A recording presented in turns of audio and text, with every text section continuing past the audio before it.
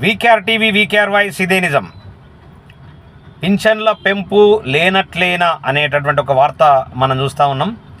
కాంగ్రెస్ ఇచ్చిన హామీల్లో పింఛన్ల పెంపు ఒకటి, కానీ ప్రస్తుత బడ్జెట్ కేటాయింపులు చూస్తే పెంపు కష్టమేనని తెలుస్తోంది.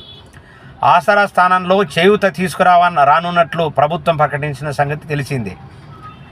అయితే గత బడ్జెట్లో ఆసరాకు రూపాయలు 12,000 కోట్లు కేటాయించగా ఈసారి 14,861 కోట్లు కేటాయించారు. అయితే పెన్షన్లు రూపాయలు 4,000కు పెంచాలంటే ఇవి సరిపోవని తెలుస్తోంది.